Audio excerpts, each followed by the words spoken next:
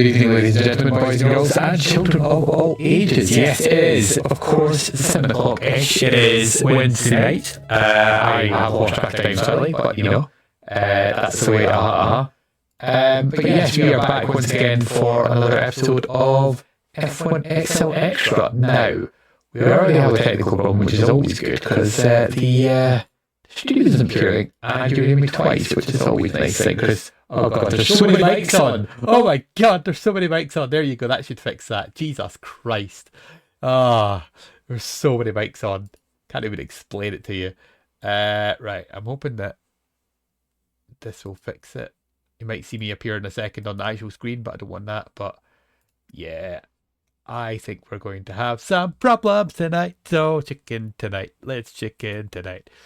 Same thing, isn't it? So right, let me load up the stream on the laptop and hope that things don't die, because at the moment you have a black screen followed by top floor of our house is bed 27. Turn that off because I could hear that through the thingy. And right, display capture, is this the one that's not working? Right, you know what I'm going to do in the meantime? I'm going to introduce the crime and partner in this situation, because you know what he's like.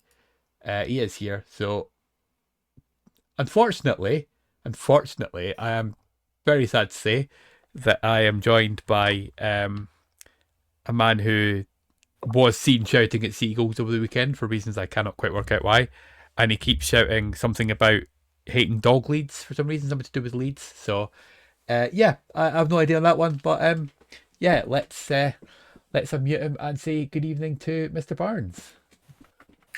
Hello, ladies and gentlemen. God, you can say twice that. 1 second. There we go. Now you're fixed. Go.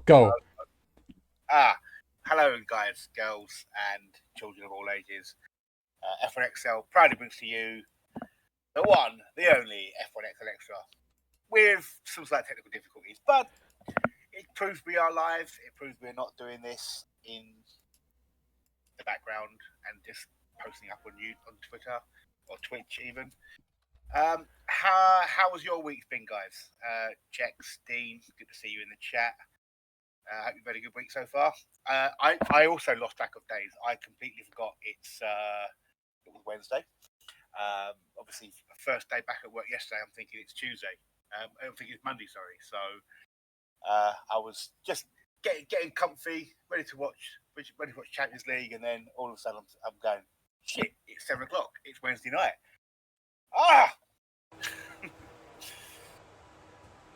Sorry, I was listening to your waffle. Yeah, let's see if this will work, because I've pressed buttons and I'm hoping that things are working.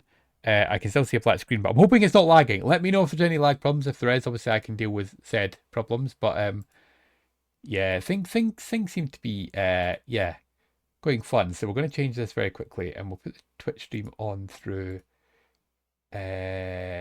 Chrome, Twitch. Haha, right, okay. That'll do as an alternative. Click that button. There you go. So, right, I think it's time to start off by explaining very simply what's going to happen tonight. So, normally what happens is we sit here, you listen to Barnes myself, we go Div 4, yep, Div 3, yep, Div 2, yep. Or sometimes we'll do it the other way around, where we'll go Div 1, yep, Div 2, etc., with some etceteras on top of that. Just for, why not? We are doing things a little bit different this week. I'm going to address things very quickly in the best possible way I can. Basically, Sunday wasn't a good week for the league in terms of things that were going on around the league.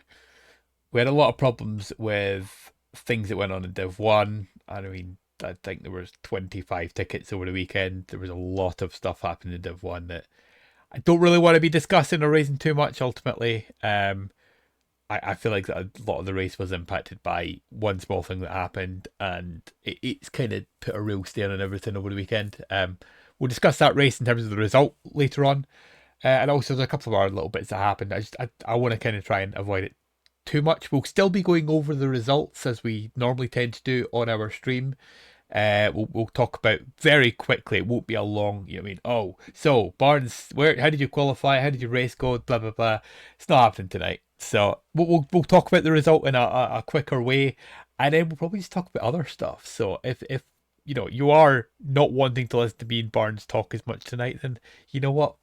I apologise now, but go and enjoy your evenings. But if you are here for the long haul, then strap in, or as Barnes said to me, strap on, which I said to him, no Barnes, bad Barnes. We are here for the long run. You told me on Sunday what happens in the jungle stays in the jungle. So yeah, unless it's Gemma Collins, because you can hear her over here.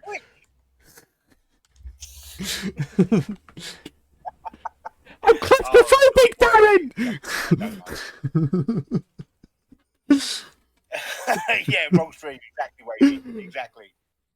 Right, yeah, go on. Speak away. No, you carry on.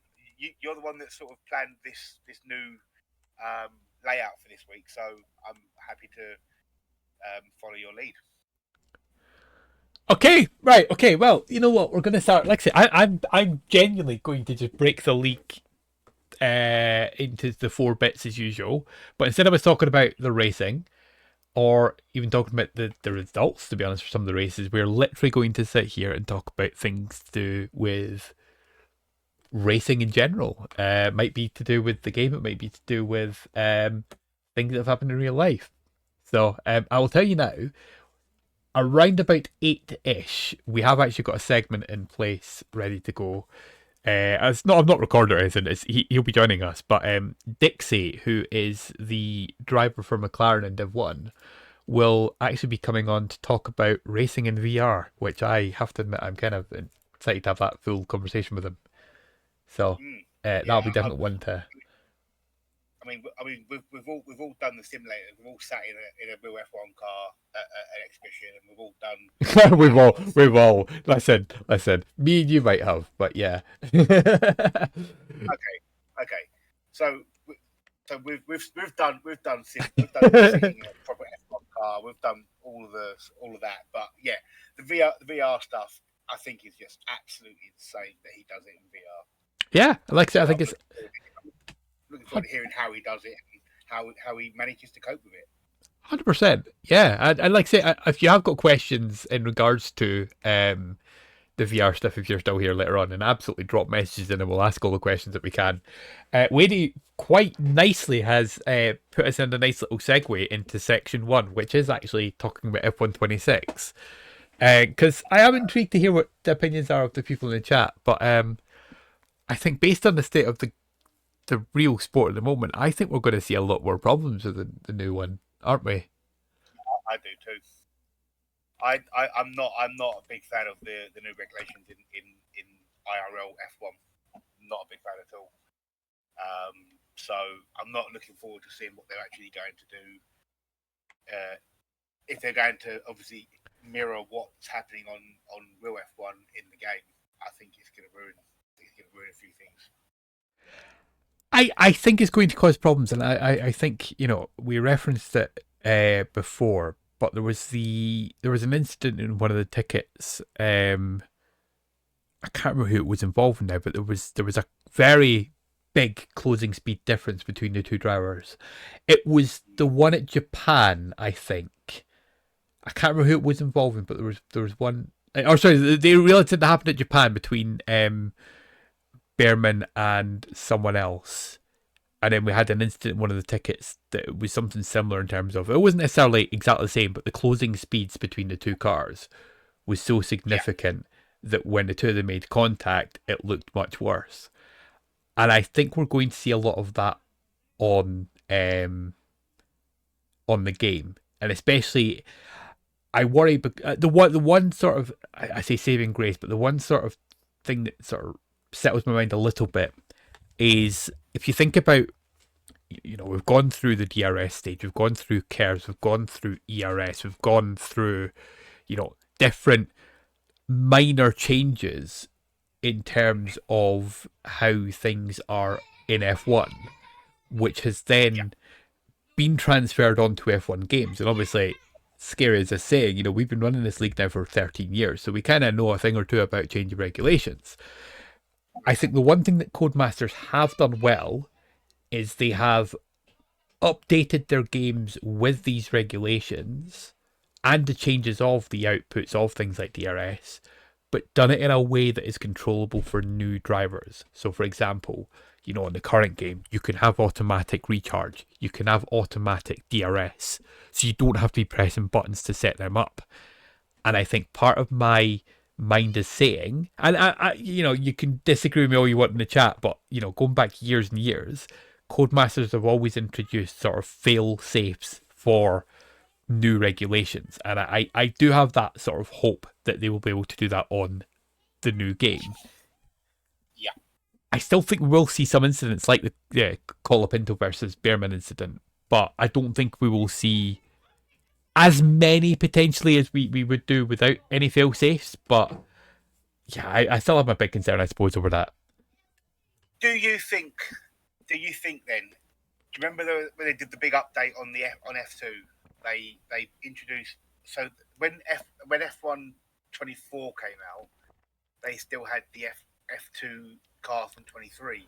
Yep. And halfway through the year, they then did an update and they actually added F224. Do you think they'll do that in adding the F126 but keeping the F125 cars? Because if people don't like the 26,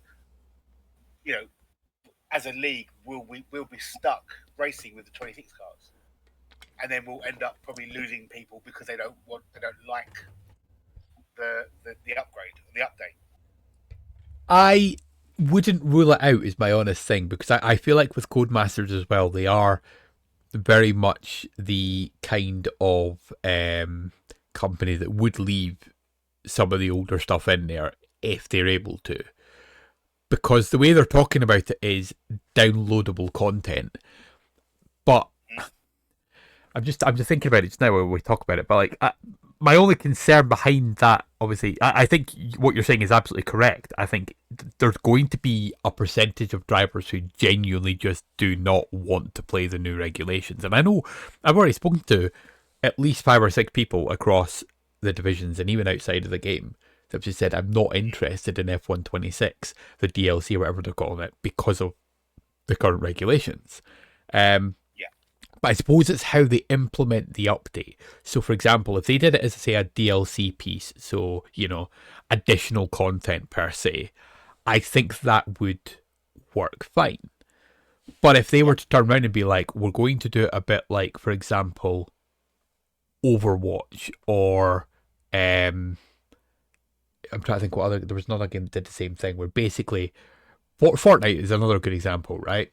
Where they basically take the whole game away, and your update is just replacing the game with the new game almost, but it's still the DLC. I don't think they'll go down the route of the latter, purely because it's called F125. Yeah. But at the same time, if they're going to call it F125 and have F126 DLC, I wouldn't completely rule that second option out. So I think there was a comment made by Dean earlier, which I think he's absolutely spot on with, is that we are meant to be less than 2 months away from the game being released. Yeah. And there's been absolutely nothing about it. There's not even been as much of like a release trailer, or like a, oh, here's some content, or, here's a little snippet, screenshots. There's been absolutely radio silence. And there's a couple of guys that I watch from the Creator Series. I watch their streams on like TikTok and Twitch, and I can't remember which one it was. I'm not good with the names of them because, I watch a lot of them, but I still can tell you their name. But he turned around and he was like, I'm pretty sure we're going to see the game at the end of June, beginning of July. And I was like, that's interesting to hear from somebody who's a content creator for F1 that does the Creator Series. I'm not saying he's in the know as such, but at the same time, somebody who is that, honestly, you'll be, I'll guarantee if you go on, like, if I find his Twitch or thingy right now, he'll be on the game. Is that kind of person. Yeah.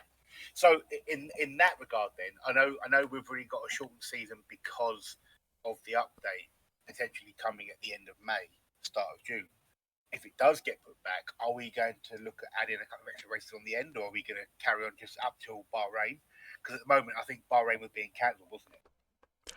At the moment, yeah. I think ultimately we need to be smart about it and not make a rash decision again, because I'm not saying the decision we made was a rash one as such. I think it was actually a very smart decision. I'm not trying to blow our own trumpet here, but the smart decision sort of saying early, we've heard wind that the release date might be after the ASR, after the Bahrain race rather than the ASR, so we're taking a race off. But I think on the other side of the coin is we don't want to. I think we need to wait until probably May's the earliest we can turn around and be like, listen, we're cancelling, extra races, or we're going to add an extra race, or we're going to finish at Bahrain still, as we said. Because, say, for example, we get to the end of April, start of May, and we go, oh yeah, the release date is going to be the, 4th of August. As a league, we can't then turn around and be like, well, we've got basically the whole of June and the whole of July to fill out. Let's just do nothing. But at the same time, we can't be like, let's run a full season. So, in my head, I'm thinking we bring back the 0.5 season. But, yes. Yeah, the famous 0.5 season. The 0.5 season, exactly. Which for 27.5. Exactly. Which for those who do not know or remember or were ever participated in a 0.5 league, basically what we did is we still did, say for example, say it's 8 weeks, right? We did a 16 race calendar, and we did, it's very similar to a sprint weekend basically, where you would do a qualify, like one shot qualifying, 25% race, one shot qualifying, 25% race. As in doing 2 races in one weekend. Exactly, but it was 25% races. Hence the 0.5. It was half of the half of the distance. Yeah. I would hope that we've got our timings right. Plus, I feel like there would be, I'm not saying chaos, but I feel like there'd be a little bit more fun. I think if people are just out for enjoyment rather than actually, I'm not saying sweating to the nth degree, but sometimes, the sweatness is a bit much. Speaking of sweatness, Sky's asking if we're doing a 100% season. Sky, I would like to be able to commit to that. I honestly don't know if we could fill a full grid for more than like 5 races doing 100% each time. I agree. I think strategy is one of the biggest and best pieces of oh right, okay, so I'll come back to that comment, David. One of the best pieces about F1 in terms of the tactical side, the tactical element of the is he going to one stop? Is he going to two stop? Or are they going to try undercut? They're going to try overcut. I love that kind of thing. If anyone who's been in my team will know that I strategically lay out plans for multiple stop ideas and roughly when to stop. I'm just looking. So Davey has come up with an idea which I would love to do. I don't know if we would. The thing is, it would become very complicated every week because I feel like the specialness of that event was the one-off piece behind it. So basically, again, for those who don't know what Taz vs. Supporter was, we did a thing where on the Wednesday night, we would basically do a bunch of games between myself and Gareth, and sometimes bringing other people as well to help out. So for example, you do like, say, Rocket League. I would draft, for example, just say Dean and Davey, and Gareth would draft, say, Barnes and Sky as an example, and we'd play, and you'd get points for you got, I think, a point for the win, whatever. But the big thing about it was basically a draft night fun thing. So you would basically win an event, and you then got to choose first for, say, 5 drivers, and those drivers would represent you in a race on the Sunday. And we'd usually have 2 grids, so say 40 people, 20 people representing myself, including me, 20 people representing Gareth, including himself. and the winner was basically ASR point scoring. Your top, your winners basically chose a charity that those are donated to, and my record in the event is actually filthy because I've never lost one. Actually, I think I don't think I think I might no. Did I lose one? I might have lost one. I feel like I maybe lost one, but like yeah, my record was insane in it. So yeah, it's I think I did lose one overall, but I think I like the idea, Davey. The only problem is he's trying to get the numbers every week for say a longer period of time. As much as I do think that it's a fun idea. Although we could end up doing a Taz versus Ward, or you know, if Gareth's not about, I'm sure we can arrange a Taz versus Barnes event, for example. You know, I was going to say, like Walder's not always going to be committed, though, is he? That's he's got life, you know, so that's exactly. We've got his own things going on. We've all got our own things going on, but exactly. So I'm sure we can get somebody else to step in and take the mantle. We've done it before as well with other people, so but yeah, I think that the options are going to be there for different things. We're going to be able to do, you know, if we have got, for example, an 8-10 week period, there'll be discussion between the admins before then. But Taz versus Davey. Absolutely, East versus West. But there is going to be options on the table. I think the one thing I will say to everybody who's got any concerns at all about what's happening with the league between, you know, the time when Bahrain dates meant to come round and the new game, we will not remain inactive. We will be constantly active doing something, and we'll plan it out in advance. We're not just going to wait until, you know, oh, last week what do we do? Oh no, we don't know what to do, kind of thing. We'll be planning well in advance. The planning's already started for next season anyway, in terms of, you know, ideas and that. So watch the space is all I'll say on that part. But right, I suppose we're at a point now where we've done about 25 minutes. So I feel like we should just very quickly touch on the results for Div number 4. So I am literally going to do this in a quick possible way. So Barnes, have you got the results of Div 4 in front of you by any chance? That is a no. Let the silence speak, as Gareth would once say. While I'm waiting on that, Davey, if you are up for the challenge, I am happy to try and arrange a Taz versus Davey event. Obviously, it'll need to be on a Wednesday, Sunday then, after the season's done. Yes, I can hear you now. I've got the results open. Yeah, you weren't coming through. Oh, I don't know what it's called that, but yeah, I've got the results open for Div 4. Good. Right, well, do you want to very quickly go through the qualifying result? Yeah, so Alds was on pole, Rambo Jambo P2, Big G P3, Wadey P4, Quezzy 5, Norris 6, Senna in 7, myself 8th, Alan Y in 9th, Sparrow ran at the top 10 with Dean, Axelot Guy, Walder and Sparky at the back of the grid. Okay, perfect. Yeah, go for it. And the result of the race itself, Alds went from lights to flag with a 7-second win over Norris. In second, Wadey third, Quezzy fourth, Rambo fifth, Sparrow 6th, Big G 7th, myself in 8th, Walder 9th, and Dean in the top 10 with that Axelot guy, Alan Y, Sparky as the last of the finishers. And he finished on the same lap this time. He finished on the right lap. He nice. Didn't get lap this. That's good. That's progress for him. Yeah. And F1XL Xtra not finishing. Okay. I will say the Axelot guy was in my chat over the weekend, and he was telling me that he hit the wall and damaged his front wing like 3 times. So he only made 2 pit stops though. So yeah, fair play to him. He finished 11th. Yeah. Absolutely. So after that result, that means that at the moment, Wadey still leads the championship. He has got a 14-point gap to Ulds, who is the man on fire. He has won 4 of the last 5 races run between sprint and main race. But But Wade, apart from that one bad race in Britain, has not finished outside the top 4.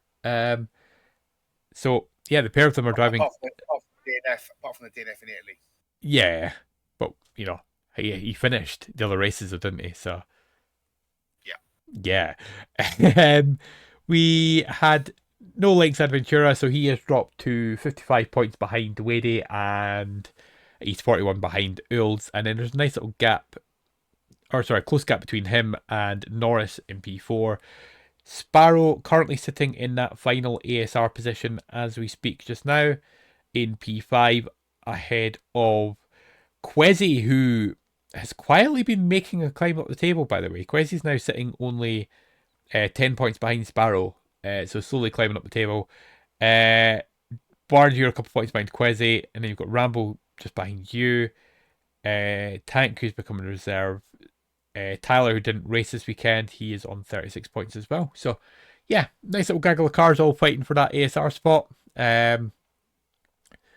Australia, quickly, make a prediction, go. Prediction, Links. Okay. I am going to go for... you know what? Call me psychotic. I'm going to go Tyler James. What have you been smoking? I'll tell you exactly why. So he won the last race that he finished, which was Canada, and then he got a penalty, which dropped him down to P6. Yep. He didn't race this weekend because he was away in some foreign land, and I think he'll come back. I believe he's also away this weekend as well. Oh, well, if that's the case, then stuff it. I'll predict him for next week then. Yeah, then fine. If he is away this weekend, I will go for... see, if they're there, they could be a winner. I'm going to... Right, if he races, Hayden. Okay. If he doesn't race, then I'm going to say Rambo. Because why not? Somebody different, somebody that's not Ulds. Yeah. Because Ulds is beatable though. Ulds is beatable. That's the thing. It's like I've heard a lot, but I'm not going to go too much into it because it caused arguments over the weekend. But right, so while we're here, we're going to very just quickly talk about Div 3 as well. I'm going to just do the same thing. I'll just go over it very quickly, because I feel like that I could talk about Div 3. I'll be honest with you, I was mid-pack. I didn't see a lot of the front end, and after the stuff that happened after the race on Sunday night in other divisions, I didn't really bother going back and watching races, so I couldn't even tell you really what happened at the front. But pole position, which was at the time the lap was set by an absolute mile, and then the pack started to close in on him. I don't think he did another. I think he was potentially going to go into the 28s. Was Ancient Chap. He was so clear at the start of the session, I think, that he didn't even need to do final runs. You had Blazed in P2, DNG Titan P3. And then you had Adskate and Slow Dog in the top 5. Obviously, we've seen Slow Dog's lap in there. 6th for Narwhal, 7th for Emmy, 8th Titan Aaron, 9th for Berserker Mark, 10th for myself. Kent 330 in P11, Bonta P12, Chetty P13. Now, very quickly before we do continue, I'm just going to point this out. So the gap between Berserker Mark in P9 and Chetty in P13 was around about half a tenth of a second, so 0.05 of a second between P9 and P13, so 5 cars. That's yeah. Exactly. And then Dan Jelly behind him, Sempat in P15 on his return race, P16 for Total Caesar, and then no qualifying for Swiss King or BT, who both served a qualifying ban. Now in the race, it was interesting. So you had some drivers who did a one stop. We didn't have any safety cars, but we did have a VSC, and this sort of changed the strategy for a few cars anyway. I changed my strategy at this point. because I was planning on going a little bit longer, and then I had to adjust. But yeah, so Adskate was the only driver in the top 10 to absolutely commit to the two-stop. I think everybody sort of below Bonta and P12, yeah, they all did the two-stop, but everyone in between sort of did a one-stop. But I think a lot of people, so the ones who were on the hards at the start, I think the safety car was about lap 13, I want to say, 12 or 13. No, was it? No, maybe it's a little later, sorry. Try to think. Let's have a think. It was 35 laps this race, wasn't it? Yeah. So I reckon it would have been 15, 16. Somewhere, it was somewhere in the teens, I know that much. But I know it's not a great help, but yeah, I'm trying to remember this. It's all gone hazy. A lot of people who were on the hard tires went onto the medium and went really long on the mediums. And then obviously the ones who were on the mediums were like, yes, safety car. Do you know what? I think it was lap 15 because 15 or 16, because I remember there was a few guys who were on the mediums slightly longer than expected. But the ones that were on the hard went mediums and survived, luckily. But yeah, so basically, people were on opposite strategies and chaos ensued in the mid-pack, basically. But the front guys were gone. DNG Titan did end up winning the race. Ahead of Ancient Chap, Blazed P3 probably should have won the race. Disconnected 3 times, or he would have won the race. P4 for Slow Dog. P5 for Adskate. Now, I'm stopping for a second. The gap between Slow Dog and Adskate was 24 seconds. The gap between Slow Dog and Titan, DNG Titan, who won the race, was 12. Yeah, the front lot went. You then had Narwhal, Chetty, Kent, myself, and Emmy all in the points. Berserker Mark missing out along with Bonta, BT and Dan Jelly, and then you had Swiss King and Total Caesar. Total Caesar, I think, DNF'd in the pits a few laps from the end. And then you had Titan Iron and Sempa both DNFing, I believe, again in the pits. It was 31 laps. I reckon it must have been about 14, 15. Can confirm it was lap 15. I've just gone to Slow Dog stream and confirm it's 15. Yeah, so basically it was one of those races where the ones who were on the mediums went hards, one that were on the hards went mediums. It was quite nice because it obviously kept things interesting. Oh god, turn 1 was chaotic, yeah. Okay, so that's Div 3 done. Simple update is this. I think Ancient's extended lead in the championship, I believe. I'll bring the results quickly. Driver results, here we go. Right, so actually no, he is not. The gap is 31 points between Titan and Ancient. Obviously, Titan is the chaser. And not as in like Paul Senna, Mark Lebet. Slow Dog in P3. Thank you. Slow Dog sitting 54 points behind Ancient, but Slow Dog and Adskate and Blazed is your top 5. Narwhal just sitting outside that top 5 at the moment in P6. Finished P6 on Sunday as well. Kent in 7th, Chetty 8th, Dan 9th, Puny Chipmunk 10th, and I've got myself in there, P11. So yeah, interesting stuff at the moment. I'll be honest, the ASR spots look like they're pretty cemented. There's a big gap, 35 points between P5 and P6 at this moment in time. So I think that, barring a big change, those positions are pretty much done for. Right, let's talk about things. So what you're saying then is DNG Titan's new nickname is the Beast. He's Chaser, apparently. No, he's more of the Menace because he is Irish as well. Ah, Dennis the Menace. And yeah, I'm pretty sure Dara Ennis is from Republic of Ireland as well, if I remember correctly. Yes. So like they are both. So there you go. Yeah, it's written right for us, isn't it? Yeah, it really is. It really is. So I expect to see his name change in Discord to the Menace. I'm going to do that and then just wait and see why would it be called the Menace suddenly. Yeah, with no context at all. For those who are overseas, by the way, if you are aware of the chase, then absolutely, we have the They UK do version, the they best do have a version. Yeah, they do have a version in America, I'm sure. So Sky the Yeah. Senpai should know what that is. Yeah, you should. For those who are not aware, it's basically a quiz show. Yeah, there's expert quizzers who've got personas, shall we say. Like Barnes the Bell End, for example, that's his persona. No, wait, no, that's actually him. Yeah. Wow. Anyway, let's go back to talking about stuff other than Excel for a little bit again, because I'm just keeping an eye on the time. So it's 20 to 8. Right. So, what do we want to talk about now? Well, you know what? First owner, we can do it on the off week. The chase for extra. Oh my God! Yes, yes. Barnes the Brexiteer. That's what we'll have him. We'll have him dressing as like his Union Jack suit. See, that's my persona. Yeah. That's my persona. Brexit Barnes. Yeah. You know this.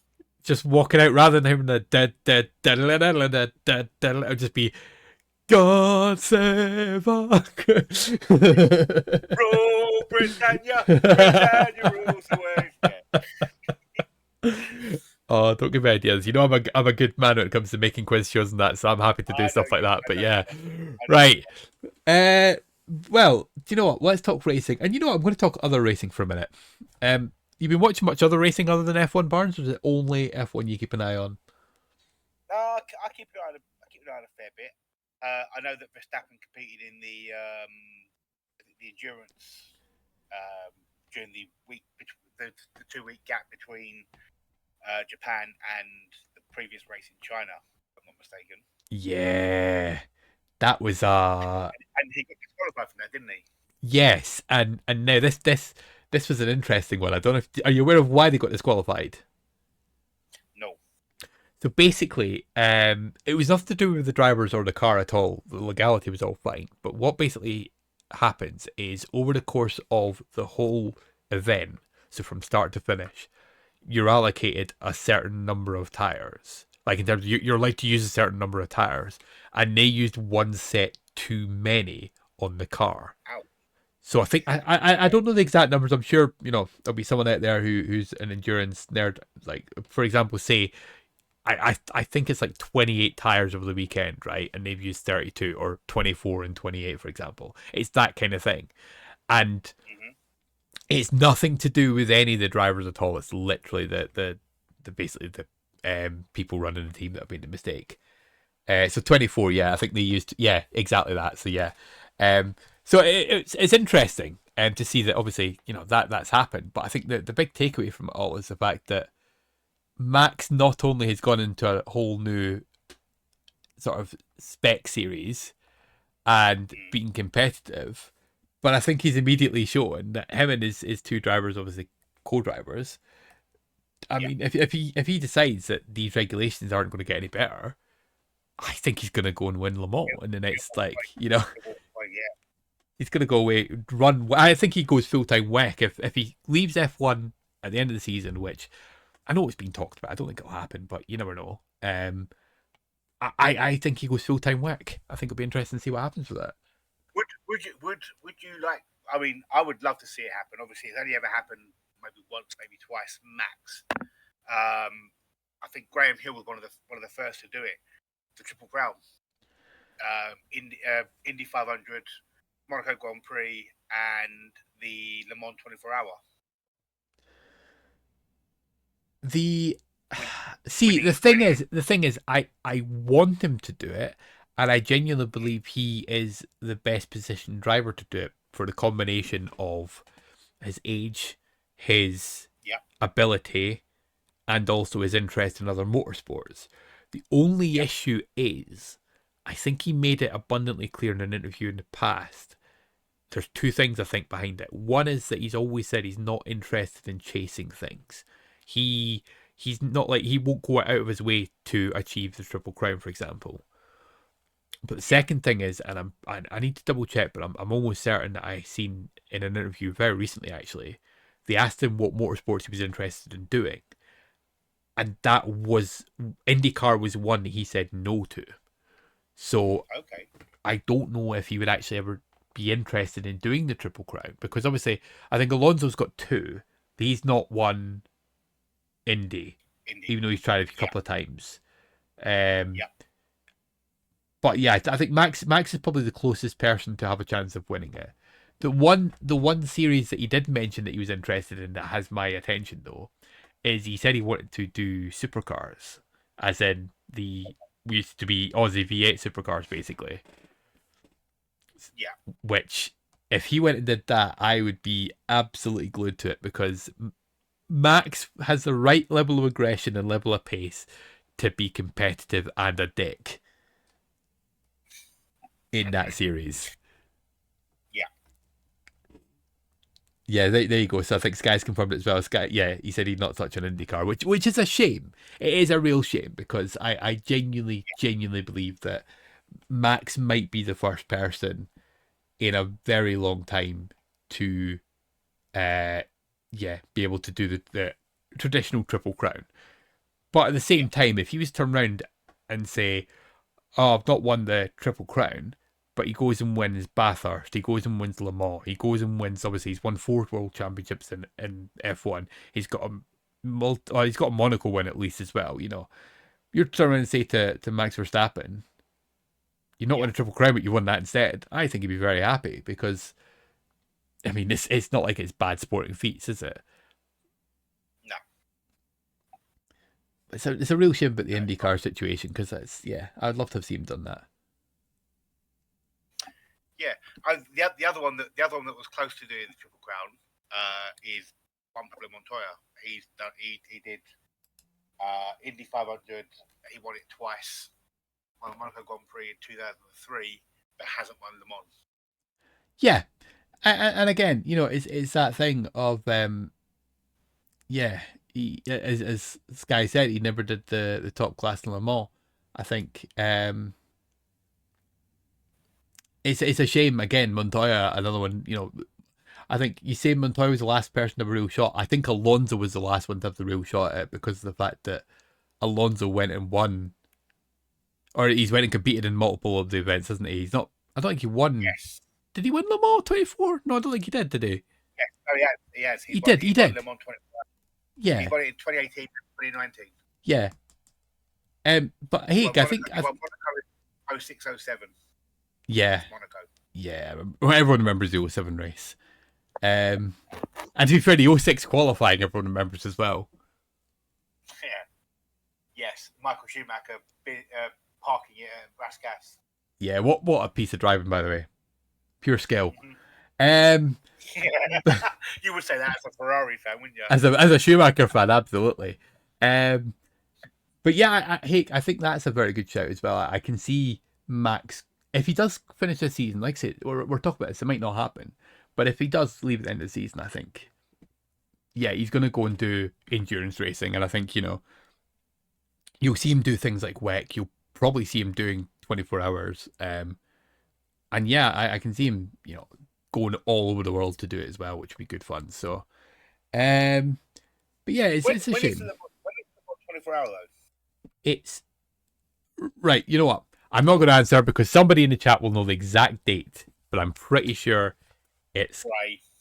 Yeah. Oh no, I think Hake is a bigger fan of endurance racing than most others. Yeah. And I don't mean that in a bad way because you know what, he's very knowledgeable when it comes to that. When I go talk to endurance, he knows a lot of stuff.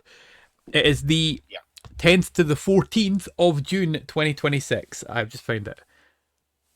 And is there any F1 races around that? I don't know, is the honest answer. I wonder if Max would enter into Le Mans this year.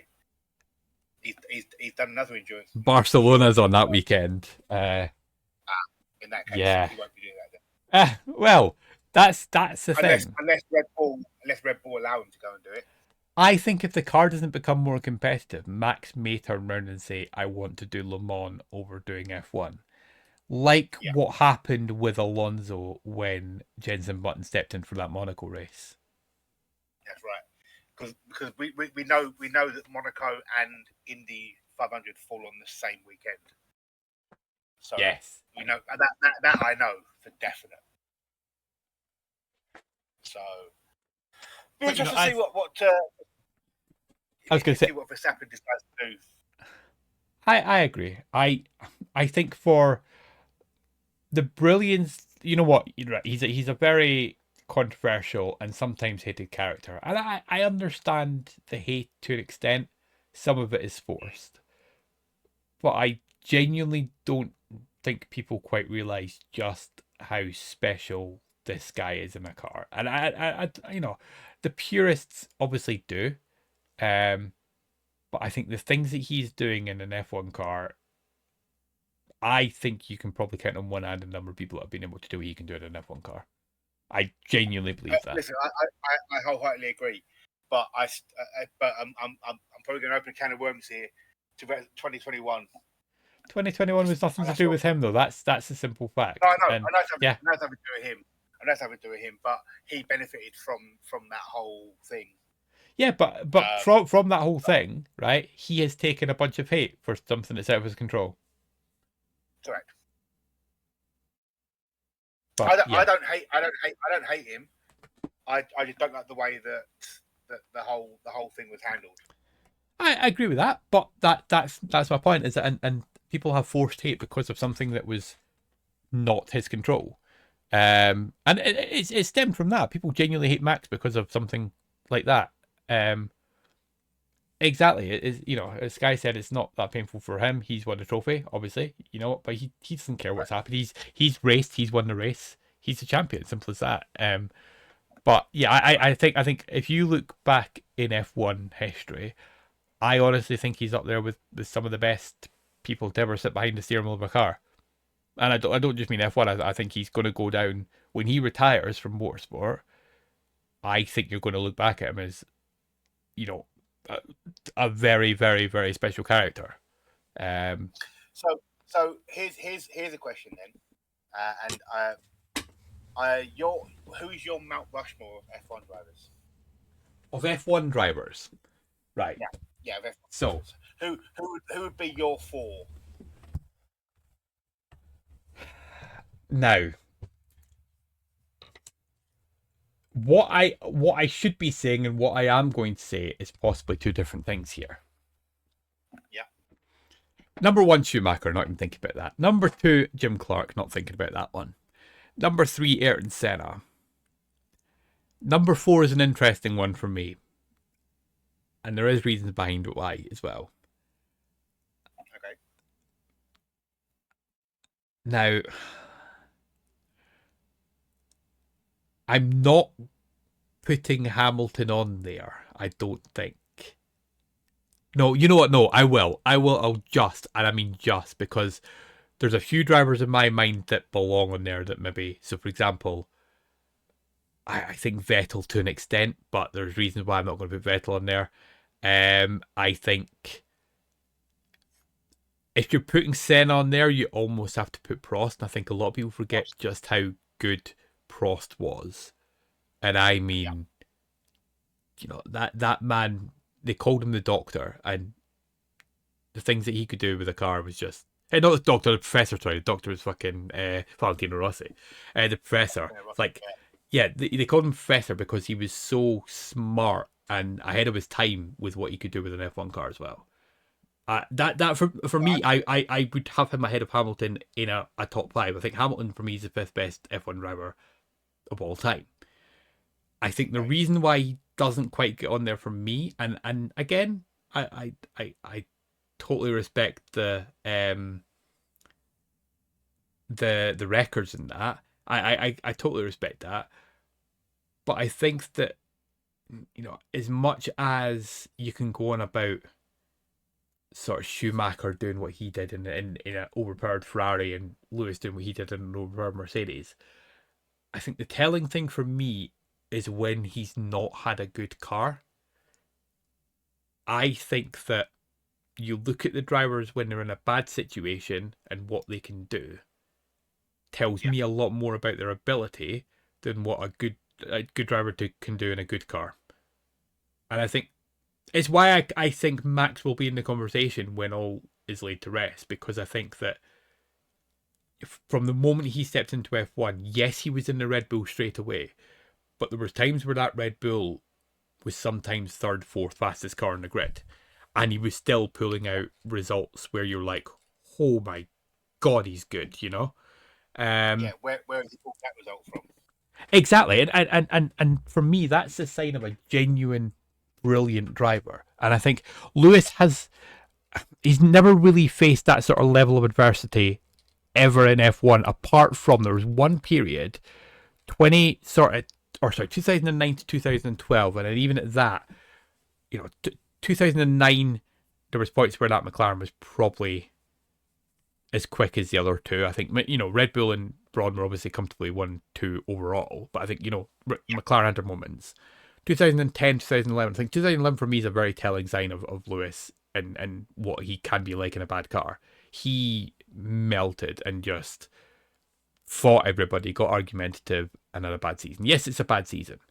Like I say, these are all my own opinions, and I know people are going to disagree, and I'm happy to sit here and listen to any arguments about it. But I look back at like Schumacher in an absolute shitbox between sort of 96 and 99 Ferrari, or sorry, 97 and 99 Ferraris, and he was still able to produce some ridiculous results. And then Hakkinen all the way in the championships, didn't he? Exactly. In 98 anyway. In 99, obviously, he had his leg break. Broken leg, yeah. But Ferrari had no right to be in that conversation in 98, and that's Schumacher. But that's what I mean. It's that thing. It's like I don't. Anytime I've seen Lewis in a less than top level car, I've not really been impressed by him. And I think even you look at 22, 23, 24. Wait, yeah, 22, yeah, those 3 seasons. I think you look at how much he struggled, and yes, don't get me wrong, Mercedes was never the best, but George Russell was just getting better and better while Lewis was not. And yes, you can argue, Lewis is getting on, blah blah blah, whatever you want to say. I think I'm just reading the long message by Sky here. Alonso goes to Renault, wins titles, cars get slower, goes to McLaren, gets beat by a rookie, team gets worse, leaves for Ferrari just to win a title, compare for the title. I think it's amazing how he's had that impact on some teams. Although I would argue against Ferrari getting worse when Lewis left. When Alonso left, sorry. Oh, okay, sorry, I've read that wrong. So, gets worse when McLaren get better, goes back to McLaren, car gets worse, Ferrari get better. Yeah, it does feel like Alonso he's left and things have got better. And part of that's down to him as well. You've got to give credit where credit's due to Alonso. As an aged veteran that he has been for the last 10 years, he helps develop these cars. Yeah, I have to admit, I do feel sorry for Alonso right now, though, because he is stuck in the shitbox of the Aston Martin. Yeah. And, yeah, I mean, other drivers would have just gone, nah, fuck it, I'm retiring. Especially at his age. Be like, nah, I'm retiring. But he just seems to go on. So fair play to him. I think this might be his last season, I'll be honest with you. It's another one that's a shame because he is at that point now where the car is so bad and he doesn't look at all competitive and he doesn't look interested. Yeah. And I think, he knows he can go and do other things. But it'd be a shame, but I think it's probably the right time as well. But yeah, I before we move on to sort of doing Div 2, Div 1 results quickly, and then we'll talk to our guest. I've just seen, I can't believe Aston didn't know 90% of Honda left for Red Bull. Yeah, I'm surprised by that, Sky. I think the biggest thing that I seen today, which I thought was really interesting. So, Barnes, I don't know if you're aware of this, but basically, all the teams on the grid that are below a certain percentage of power compared to the top engine, which is the Mercedes engine, obviously, yeah, they are allowed at least one upgrade for pure engine power to bring the car back together, like in terms of bring the speed up of the car this season. Oh, wow. So Ferrari and Audi have both been given there's a name for it, and Sky, you might be able to tell me what it is in the chat, but there's a name for said upgrade. It's like it's 4 letters, whatever. Yeah. However, the Honda engine is that bad. I think they said it was something like 90 brake horsepower down on the Mercedes engine, that they are basically allowed to have 2 upgrades to improve their engine this season. Oh wow! Yeah. And I mean, 90 brake horsepower. In the words of James May or Richard Hammond, you basically got one Volkswagen Lupo less than Mercedes. Yeah, the ADUO, that's what it is. But yeah, so yeah, I think it's going to be interesting to see what happens. I think I'm looking forward to Miami, which I never thought I'd ever say in my life, because Miami's a terrible track. But I'm looking forward to Miami because of the fact that Brundle said it brilliantly. We're about to start a new season. I think we're genuinely about to start a brand new season at Miami. Yeah, additional development and upgrade opportunities, basically, yeah. And there's Red Bull, right? This is the best bit, by the way, Barnes, right? Red Bull have built that bad a car that they are not allowed any additional development and upgrade opportunities, right? Because the engine is on par with Mercedes. That's incredible. Yeah. So basically the car itself is the problem. The absolute shitbox that they've built is the problem, because the actual engine is as good as any. They basically said they've got the second best engine on the grid. Yeah. But yeah, there you go. So go on. Are we saying then that apart from the engine, Adrian Newey has built Aston Martin a good car? We won't know that, will we? We won't know that. And I think it's a tough question to ask because of the fact that all the problems we've got with the vibrations and that as well. I think that's a whole different spectrum of problems. Yeah, it's going to be interesting to see once we've got the upgrades for the engine. But I think there's more to it than that, because they are just terrible right now. Let's be honest. Yeah. Hake said Red Bull is 10 kilograms overweight and won't hit weight until next season. And they're not even the most overweight car. No, I was going to say Williams are over there, aren't they? Yeah, I think they're the heaviest car in the grid. How are they getting away with it? Like, surely there's a weight limit, right? Yeah, it's a minimum weight limit. There's no maximum weight limit. Ultimately, right? What's the point of having a maximum weight limit? Teams gain nothing by having too much weight. You know what I mean? Yeah. Engine. So Aston's engine is actually as bad as it is because of Newey. Honda went to them months ago and said the engine won't work in how he designed the back of the car, and he pulled a classic 2011-2012 Red Bull of too bad, make it work. Okay. Well, there you go. There's the updates from Sky. I just very quickly messaged somebody about sorry, there we go. Right, so Barnes, can you very quickly just run over the Dev 2 result for me? I certainly can. So in division number 2, it was pole position for Richie. Second was Chazza.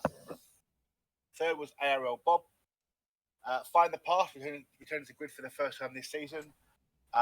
In fourth, Leo... Just quickly on that before we continue. That man was nearly put in Dev 3, by the way. Just we saved a bullet. Yeah, that's all I'm saying. Yeah. I've lost the pace. Yeah. That's pass. Yeah. Leo in 5th, Chex in 6th, Green in 7th, Hake in 8th, Brian Core 9th, Ulster Stig 10, Sky the Senpai in 11th. Wow. Nah. Don't shut up. Stop pretending to be surprised. I was going to say that's back to Sky the Senpai quality form, is it not? Yeah, that. Listen, we already said him getting pole was the anomaly, not him qualifying P11. That's the normal. Correct. Sandra in P12, Bullet Wound P13, Rock Eskimo 14, Sinful Chris in 15th, and Taplin in 16th. I have no idea what happened to both my drivers in this division, qualifying in such a low place. But Sinful Chris does turn it around, and he finishes second behind Chaz. Find the Pass finished third. Hake finished fourth. Sky the Senpai in fifth. Richie in sixth. Leo in seventh. Greeners eighth. Taplin ninth, and Ulsterstig in 10th. Brian Core in 11th, Bullet Wounds 12th, and Aero Bob as the last of the finishers, with your Don Checks, Sandra, and Rock Eskimo failing to finish. The championship standings in this division look like this after 11 rounds. Sky the Senpai leads the way on 165. Leo in second on 142, with Chaz in third on 139. Then there's a big jump to Simple Chris in fourth on 89. Sandra in fifth on 79, with ARL Bob 71. Hake 67 alongside Steve in 67. JJ has moved up. Bullet Wounds in 9th on 53, and Green is in 10th on 52. Pretty sure I did say that I thought that I think he could do well, to be honest. By the Pass? No, Hake. So the fact that he got some good points again is positive news. Yeah. Right. Absolutely. Is this in the McLaren, or have you moved over to the Alpine now? We're still in the McLaren team, but I think he drove the Alpine car at the weekend. Right, okay. Fine. Because of the problem. Because obviously he's the problem with the DRS, isn't it? Yeah, exactly. Right, very quickly. Let's quickly go through the Div 1 results. Have you got them there? I certainly do. Right, just a quick rundown. So, in pole position was Harrison, Gaming Man Steph in second, Krabs third, Twangy Garlic fourth, Jamie B in fifth, Yalzin 1736 in sixth, Quicktin seventh, Light Shock in eighth, JJ in ninth, and Definitely 10. Whack Jittle 11, Newton Killer 12, Sketchy 13, Dixie 14, and Stone Shuffle at the back of the grid. And the result of the race itself, Krabs was the overall winner of the race.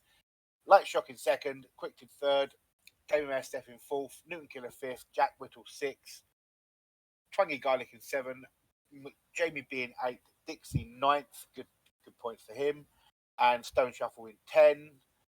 JJ in 11th, Harrison last of the finishers, with Yaltzin, Deathlink, and Sketchy failing to finish. The championship standings in Division Number 1. Krabs now has a 43-point lead over Quickton in second. Harrison, 51 points back in third. Gaming Man Steph is in fourth. Sport Mad fifth. Light Shock sixth. Jamie B in seventh. Newton Killer eighth. Stone Shuffle ninth. And Dixie in top 10.